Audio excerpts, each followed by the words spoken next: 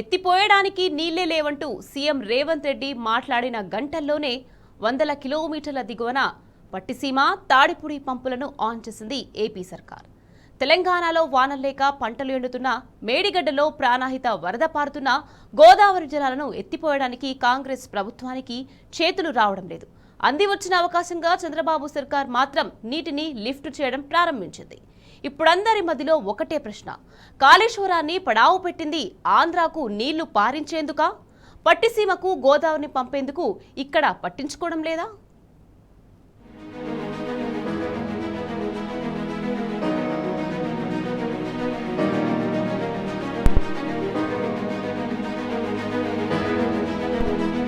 రేవంత్ సర్కార్ తీరుతో ప్రాణహిత జలాలు తెలంగాణకు కాకుండా పోతున్నాయి. మేడిగడ్డ నుంచి నీటిని ఎత్తిపోయకుండా దిగువకు వదిలిపెడుతోంది. దిగువన ఏపీ మాత్రం పట్టిసీమ తాడిపుడి పంపులను ఆన్ చేసి ఎత్తిపోతలు ప్రారంభించి కృష్ణా డెల్టాకు యథేచ్ఛగా గోదావరి జలాలను మళ్లిస్తోంది. ఏపీ కోసమే రేవంత్ సర్కార్ కన్నెపల్లి పంపులను ఆన్ చేయడం లేదని స్పష్టమవుతుంది.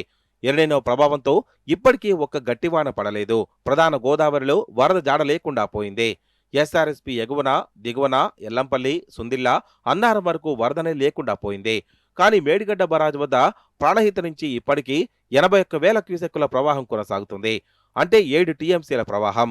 బరాజు వద్ద ప్రస్తుత నదీ ప్రవాహం 97 మీటర్లుగా ఉంది. మరోవైపు కన్నెపల్లి పంప్ హౌజులోని మోటార్లు సిద్ధంగా ఉన్నాయి. రోజుకు 2 టీఎంసీలను ఎత్తిపోసుకునే సామర్థ్యం ఉంది.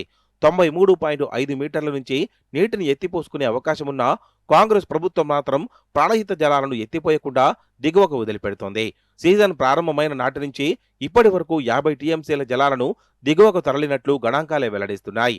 జూన్ 1 నుంచి 30 వరకు రోజుకు సగటున 3,300 క్యూసెక్కుల వరదరాగా 10 టీఎంసీల జలాలను దిగువకు తరలిపోయాయి. జూలై 1 నుంచి 9వ తేదీ వరకు 49.23 టీఎంసీలు వృధాగా పోయాయి.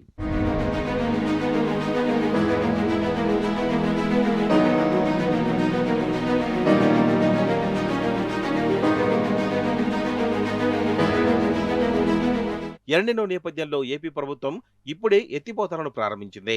మేడిగడ్డను దాటుకుని దిగువకు వెళ్లిన ప్రాణహిత జలాలను కృష్ణా డెల్టాకు మళ్లిస్తోంది. పోలవరం డ్యాం పూర్తయ్యే వరకు కుడికాలువ ద్వారా గోదావరి జలాలను తరలించేందుకు తాత్కాలికంగా ఏలూరు జిల్లాలో పట్టిసీమ లిఫ్ట్ స్కీమ్ను గతంలో చేపట్టింది.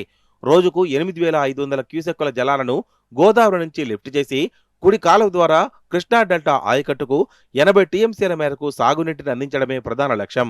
2015 నుంచి ఈ స్కీమ్ ద్వారా గోదావరి జలాలను మళ్లిస్తోంది. పోలవరం కుడి కాలువకు సమాంతరంగా తాడిపూడి కెనాల్ నిర్మించింది. తాడిపూడి లిఫ్ట్ ద్వారా ఇక్కడ 1,400 క్యూసెక్కులను తరలించే ఏర్పాట్లు చేసింది. ఈ 2 కాలువల ద్వారా గోదావరి జలాలను మళ్లిస్తోంది. సూపర్ ఎల్నినో నేపథ్యంలో పొరుగున ఏపీ ప్రభుత్వం పట్టిసీమ తాడిపూడి లిఫ్టులను ప్రారంభించింది. సామర్థ్యం మేరకు గోదావరి జలాలను ఎత్తిపోసేందుకు సిద్ధమైంది. ఏపీ మంత్రి నిమ్మల రామానాయుడు స్వయంగా జలహారతి ఇచ్చి ఆయా ఎత్తిపోతలను ప్రారంభించారు. తెలంగాణ ప్రభుత్వం వృధాగా వదిలేస్తున్న జలాలను ఏపీ ఎత్తిపోసుకుంటోంది.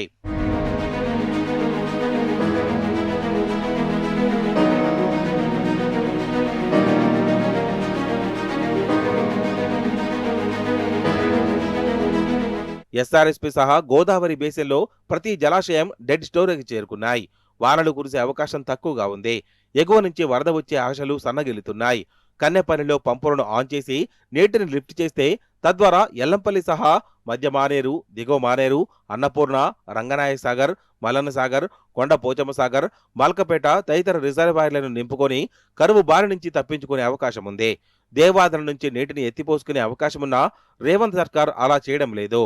ఎన్డీఎస్ఏ నివేదికలను సాకుగా చూపుతూ ప్రాణహిత జలాలను ఒడిసిపట్టకుండా దిగువకు వదిలిపెడుతోంది. ఏపీలోని కృష్ణా డెల్టా కోసమే రేవంత్ సర్కార్ తెలంగాణ ప్రాజెక్టులను పడావు పెడుతుందని నీటిరంగ నిపుణులు అభిప్రాయపడుతున్నారు.